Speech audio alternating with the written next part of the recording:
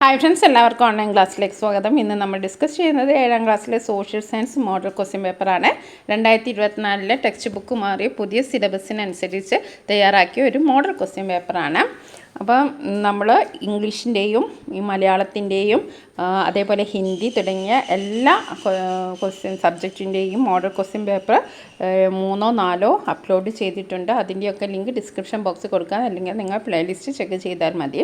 അപ്പോൾ നമുക്ക് ആദ്യത്തെ ആക്ടിവിറ്റി നോക്കാം. There existed a condition where certain sections in the society were left out without being given due consideration. നമ്മൾ 4ാമത്തെ ചാപ്റ്ററിൽ പഠിച്ചു അല്ലേ, ചില സൊസൈറ്റിയിൽ ചില വിഭാഗക്കാർക്ക് വേണ്ടത്ര പരിഗണനയൊന്നും കൊടുത്തിട്ടില്ല. അപ്പോൾ ആദ്യത്തെ ചോദ്യം ഇതാണ്, how it was that certain sections of the society were marginalised. അപ്പോൾ അവർ മാർജിനലൈസ്ഡ് ആവാൻ ചില കാരണങ്ങൾ നമ്മൾ പഠിച്ചു. ആ കാരണങ്ങൾ എന്തൊക്കെയാണ് എന്നാണ് ചോദ്യം ആദ്യത്തേത്. രണ്ടാമത്തേത്, വാട്ട് ഈസ് മാർജിനലൈസേഷൻ. മാർജിനലൈസേഷൻ എന്ന് പറഞ്ഞാൽ എന്താണ്? അപ്പോൾ നമുക്ക് ആദ്യത്തെ ചോദ്യം നോക്കാം. Certain social groups were excluded willfully on account of their caste, religion or class. They were denied and not even considered as individual. അപ്പോൾ ആദ്യത്തെ ചോദ്യത്തിൻ്റെ ഉത്തരം എന്താണ്? How it was that certain sections of the society were marginalised. അപ്പോൾ marginalised ചെയ്യാൻ കാരണം എന്താണ്? Caste, religion, class. They were denied and not even considered as a individual. ഇനി അടുത്ത question, what is marginalisation. Marginalisation എന്ന് പറഞ്ഞാൽ എന്താണ്? Marginalisation is the process of excluding some groups from the places where they deserve equal consideration. അപ്പോൾ marginalisation എന്ന് പറയുന്നത് excluding, അതായത് ഒഴിവാക്കുക, സം ഗ്രൂപ്പ്സ്, ചില ഗ്രൂപ്പുകളെ ഒഴിവാക്കുക, where they deserve equal consideration, അവർക്ക് പരിഗണന ലഭിക്കേണ്ട സ്ഥലത്ത് നിന്ന് അവരെ ഒഴിവാക്കുക. അതാണ് മാർജിനലൈസേഷൻ എന്ന് പറയുന്നത്. അത് ഏതിൻ്റെ ബേസിലാണ്? കാസ്റ്റ്, റിലീജിയൻ ഓർ ക്ലാസ്, ഇതിൻ്റെയൊക്കെ ബേസിലാണ് മാർജിനലൈസേഷൻ. ഇനി രണ്ടാമത്തെ ചോദ്യം നോക്കാം. Activity 2. What was India's constitution and law for 2.5 years after independence? അപ്പോൾ നമുക്ക് സ്വാതന്ത്ര്യം കിട്ടി. 1947 ഓഗസ്റ്റ് 15 നമുക്ക് സ്വാതന്ത്ര്യം കിട്ടി. പക്ഷേ അതുവരെയും നമുക്കൊരു നിയമം നമ്മളുടേതായിട്ടുള്ളത് വന്നിട്ടില്ലായിരുന്നു. അപ്പോൾ അതുവരെ ഇന്ത്യൻ കോൺസ്റ്റിറ്റ്യൂഷൻ, ഭരണഘടന ഏതിൻ്റെ അടിസ്ഥാനത്തിലായിരുന്നു ഇന്ത്യൻ ഭരണഘടന നിലനിന്ന് പോന്നിരുന്നത്? Explain 3 features of that law. അപ്പോൾ നമുക്ക് ഏതാണ്? ഗവൺമെൻറ് ഓഫ് ഇന്ത്യ ആക്ട് 1935, അതായത് India constitution and law for 2.5 years after independence ഏതിനെ ബേസ് ചെയ്തായിരുന്നു? ഗവൺമെൻറ് ഓഫ് ഇന്ത്യ ആക്ട് 1935. ഇതിൻ്റെ 3 ഫീച്ചേഴ്സാണ് നമ്മളോട് എഴുതാൻ പറഞ്ഞിരിക്കുന്നത്. എന്താണ്? Power divided between the centre and provinces. അപ്പോൾ ഒന്നാമത്തെ പോയിൻ്റായിട്ട് നമുക്ക് എഴുതാം, power divided between the centre and provinces. Special constitutions for weaker sections, women and workers, bicameral legislation at the centre. അപ്പോൾ ഒരുപാട് ഫീച്ചേഴ്സ് നമ്മൾ പഠിച്ചിട്ടുണ്ട്. അതിൽ ഏതെങ്കിലും 3 എഴുതിയാൽ മതി. ഇനി അടുത്ത ക്വസ്റ്റ്യൻ നോക്കാം. Marginalisation is the process of excluding some groups from the places where they deserve equal consideration. അപ്പോൾ മാർജിനലൈസേഷൻ എന്താണെന്ന് നമ്മൾ പഠിച്ചു.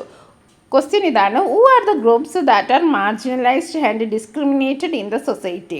അപ്പോൾ ഈ ഗ്രൂപ്പ്സിനെ മാർജിനലൈസ് ചെയ്യുക അല്ലെങ്കിൽ ഡിസ്ക്രിമിനേറ്റ് ചെയ്ത ഗ്രൂപ്പ്സ് ഏതൊക്കെയാണെന്നാണ് ആദ്യത്തെ ചോദ്യം. Identify the causes of marginalisation. മാർജിനലൈസേഷൻ്റെ കാരണങ്ങൾ ഐഡൻറ്റിഫൈ ചെയ്യാം. ആദ്യത്തെ ചോദ്യത്തിൻ്റെ ഉത്തരം എന്താണ്? ആരൊക്കെയാണ്? Who are the groups that are marginalised and discriminated in the society. സൊസൈറ്റിയിൽ മാർജിനലൈസ് ചെയ്ത ഗ്രൂപ്പുകൾ ഏതൊക്കെയാണ്? Women, transgenders, Dalit, tribals, minorities, poverty stricken people, refugees, differently abled person, ex prisoners. അപ്പം നമുക്ക് സാധാരണ ഏതെങ്കിലും 2 or 3 എഴുതാനായിരിക്കും വരിക. അപ്പോൾ നിങ്ങൾ അറിയാവുന്ന ഒരു 4-5 പഠിച്ചു വെക്കുക. ഏതൊക്കെയാണ്? Women, transgender, Dalit, tribals, minorities, poverty stricken people, refugees, differently abled person, ex prisoners. ഇവർ ഓരോരുത്തരും അനുഭവിക്കുന്ന എന്തൊക്കെ ചലഞ്ചസ് ആണെന്നൊക്കെ നമ്മൾ പഠിച്ചിട്ടുണ്ട് ആ ചാപ്റ്ററിൽ. അപ്പോൾ ചാപ്റ്ററിൻ്റെ ഫുൾ എക്സ്പ്ലനേഷൻ ഓൺലൈൻ ക്ലാസ് എന്ന ഈ ചാനലിൽ അപ്ലോഡ് ചെയ്തിട്ടുണ്ട്. അതിൻ്റെ ലിങ്ക് ഞാൻ ഡിസ്ക്രിപ്ഷൻ ബോക്സ് കൊടുക്കാം. എല്ലാ സോഷ്യൽ സയൻസിലെ എല്ലാ ചാപ്റ്ററിൻ്റെയും ഡിസ്കഷൻ നമ്മൾ കൊടുത്തിട്ടുണ്ട്. ഇനി ഇതിൻ്റെ മാർജിനലൈസേഷൻ്റെ കോസസ് ഒരു ഇമ്പോർട്ടൻറ്റ് ക്വസ്റ്റ്യൻ ആണ്. Marginalisation takes place by loss of assets causes due to natural and man made disasters.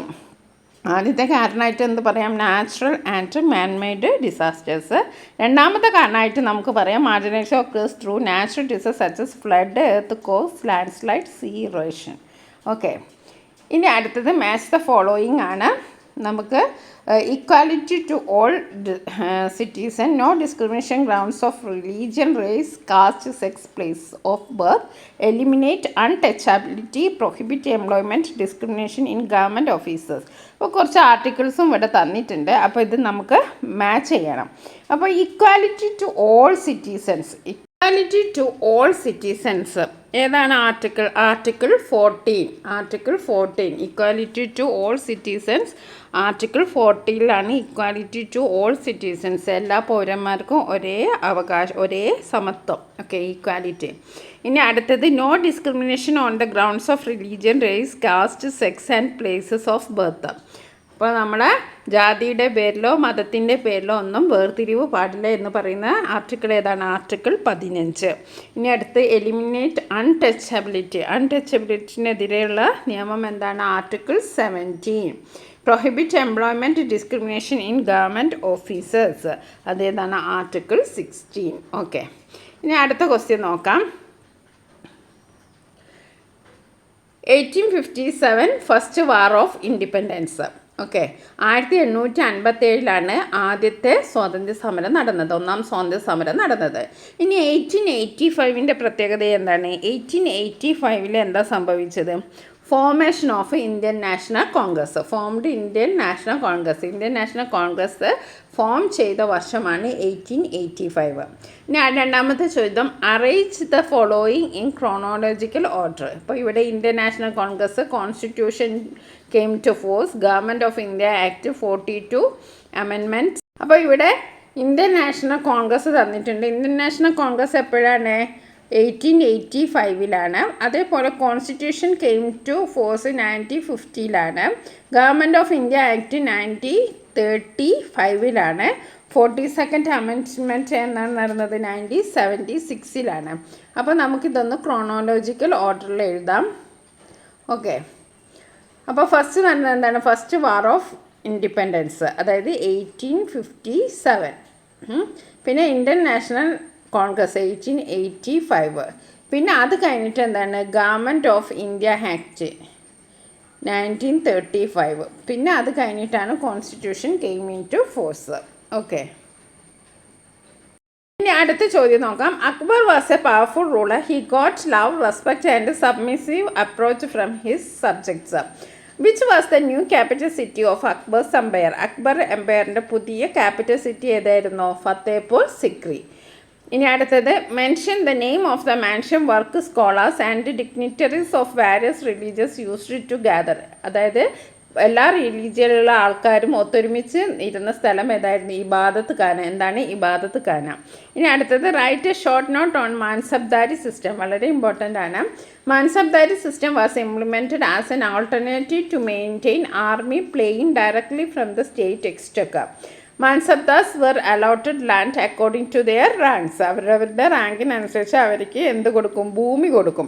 The Mansabdar maintained his army by collecting tax from land allotted to them. അപ്പോൾ അവർക്ക് allot ചെയ്ത ഭൂമിയിൽ നിന്ന് അവർ tax പിരിച്ച് ആ tax കൊണ്ടാണ് അവരുടെ ആർമീനെ അവർ നോക്കേണ്ടത്. The support of the nobles and the military was necessary to carry out the regime strongly. Mansabdari system was implemented to achieve this objective. ഇനി അടുത്ത നോക്കാം. Complete the pyramid suitably based on Akbar's administrative order. Okay, write the features of Mughal administration. 2 ചോദ്യമാണുള്ളത്. അപ്പം മുഗൾ കിങ്ഡത്തിൽ എന്താണ്? ശുബ, സർക്കാർ, ഫർഗാന, ഗ്രാമ, ഇങ്ങനെയായിരുന്നു ആ ഒരു പിരമിഡ് ഉള്ളത്. എന്താണ്? സുബ, സർക്കാർ, ഫർഗാന, ഗ്രാമ.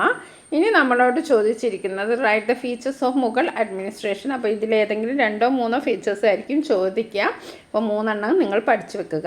It was ruling Akbar reigns in the Mughal rule that subah, sarkar, pargana and grama and administrative order was effectively order. അപ്പോൾ ശുബ, സർക്കാർ, പർഗാന ആൻഡ് ഗ്രാമ എന്ന് പറയുന്നത് എന്താണ്? അഡ്മിനിസ്ട്രേറ്റീവ് ഓർഡറാണ്. അതായത് ഭരണ കാര്യങ്ങളിലൊക്കെ ഇടപെടാൻ വേണ്ടിയിട്ട് അഡ്മിനിസ്ട്രേറ്റീവ് സെക്ഷനെ തിരിച്ചിരിക്കുന്നതാണ് ഈ ഒരു 4 വിഭാഗക്കാർ. പിന്നെ the emperor was the sovereign authority of the country, the commander in chief, law maker and the supreme judge.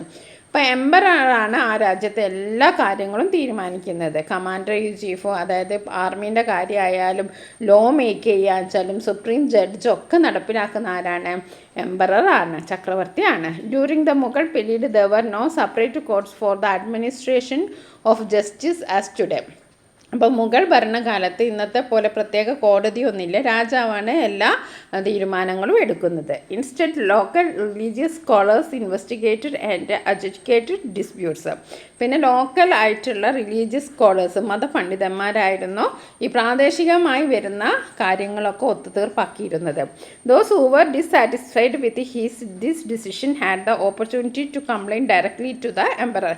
അപ്പോൾ ഒരുവിധം പരിഹരിക്കേണ്ട പ്രശ്നങ്ങളൊക്കെ, ലോക്കലിലുള്ള പ്രശ്നങ്ങളൊക്കെ അവിടുത്തെ മതപണ്ഡിതന്മാർ തീർപ്പാക്കും. ഇനി അതിലും എന്തെങ്കിലും കംപ്ലൈൻറ്റ് ഉണ്ടെങ്കിൽ ആർക്ക് കംപ്ലൈൻറ്റ് കൊടുക്കാം? Directly to the emperor. ഇനി ministers and heads of departments were appointed to advise the king on the administrative matters. അപ്പോൾ ഒരുപാട് പോയിൻറ്റ്സ് ഉണ്ട്, നിങ്ങളൊരു 3 പോയിൻ്റെങ്കിലും പഠിച്ചിരിക്കുക. ഇനി അടുത്ത ക്വസ്റ്റ്യൻ നോക്കാം. Complete the pyramid that depicts the administrative system of Vijayanagara empire. Describe the duties of Amaranayakas. 2 question ആണ്. അപ്പോൾ for administrative കൺവീനിയൻസിന് വേണ്ടിയിട്ട് കൺട്രി വാസ് ഡിവൈഡഡ് ഇൻറ്റു, കൺട്രീനെ എത്രയായി ഡിവൈഡ് ചെയ്തിട്ടുണ്ട്? മണ്ഡലം, പിന്നെ നാട്, സ്ഥല ആൻഡ് ഗ്രാമം. എങ്ങനെയാണ്? 4ആയിട്ട് ഡിവൈഡ് ചെയ്തിട്ടുണ്ട്. മണ്ഡലം, നാട്, സ്ഥല ആൻഡ് ഗ്രാമം. There was a cabinet to help the king. കിങ്ങിനെ ഹെൽപ്പ് ചെയ്യാൻ ആരുണ്ട്? ക്യാബിനറ്റ് ഉണ്ട്. The king had the power to demote and punish ministers. There were courts at various levels for the administration of justice. The appellate authority was the king himself. Minor offences and labor disputes were dealt with by the village courts themselves. Okay, അപ്പോൾ ചെറിയ ചെറിയ ഒഫൻസൊക്കെ village court ഉണ്ട്, അതിൽ കൂടിയതൊക്കെ തീരുമാനിക്കുക king തന്നെയാണ്. Last authority ആരാണ്? King തന്നെയാണ്. അപ്പോൾ അഡ്മിനിസ്ട്രേറ്റീവ് കൺവീനിയൻസിന് വേണ്ടിയിട്ട് മണ്ഡലം, നാട്, സ്ഥല, ഗ്രാമം എങ്ങനെ 4ആയിട്ട് ഡിവൈഡ് ചെയ്തിട്ടുണ്ട്. ഇനി അടുത്ത ചോദ്യം എന്താണ്? Describe the duties of Amaranayakas. Nayagas and Amaranayagas played an important role in the administration of Vijayanagara. Vijayanagara administration വളരെയധികം ഇമ്പോർട്ടൻ്റ് ആയിട്ടുള്ള ആൾക്കാരാണ് Nayakas and Amaranayaka. The military commanders were known as Amaranayagas. Military കമാൻഡേഴ്സിനെ എന്താ വിളിക്കുക? അമരനായക എന്നാണ് വിളിച്ചിരുന്നത്. The kings allotted lands known as Amara to them. The administration of Amara was carried by Amaranayagas. Amaranayagas had the right to collect taxes from these areas. The Amaranayagas paid a fixed amount to the kings.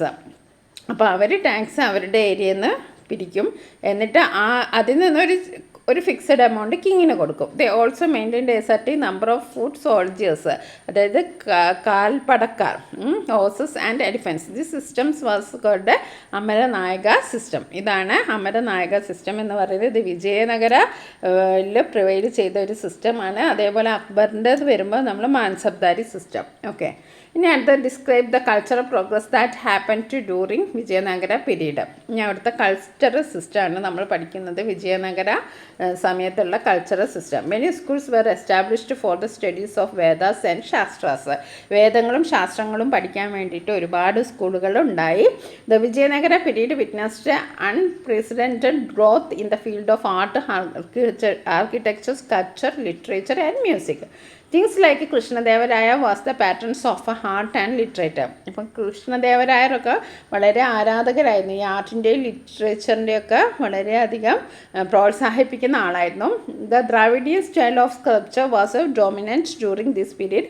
And the important features of Vijayanagara style of sculpture was the gigantic temple gates known as gopurams. വേറൊരു Vijayanagara style of sculpture എന്ന് പറയുന്നത് വലിയ temple gate ആണ്. വലിയ അമ്പലത്തിൻ്റെ ക്ഷേത്ര കവാടങ്ങൾ വലിയതായിരിക്കും. അതിന് പേരെന്താണ്? ഗോപുരംസ് എന്നാണ് പേര്. ഇനി അടുത്തത് list out the major activities of Veerashaiva movement. അപ്പോൾ വീരശൈവ മൂവ്മെൻറ്റിനെ അറിയാലോ. Brahmanic supremacy and authenticity of the Vedas are questions. People were educated against caste discrimination and discrimination against women. Monatism was encouraged, convinced the people about the greatness of work and labor. He opposed child marriage and encouraged marriage after puberty and widow marriage. അപ്പോൾ ഏതെങ്കിലും 3 points എങ്കിലും പഠിച്ചു വെക്കണം. Okay, ഇനി Basavanna philanthropist of Kannada ദേശ. കന്നഡ ദേശയിലെ ഫിലാന്ത്രോപ്പിസ്റ്റാണ് ആര്? ബസവണ്ണ. അദ്ദേഹത്തെക്കുറിച്ച് write a short note of Anubhava Mandapam. എന്താണ് Anubhava Mandapam? The ideas that emerged in the discussion held in the Anubhava Mandapam were known as. ആ അനുഭവ മണ്ഡപത്തിലുള്ള ഡിസ്കഷൻസിനൊക്കെ ഒരു പേര് പറയും, അതെന്താണ്? എന്താണ് അനുഭവ മണ്ഡപം?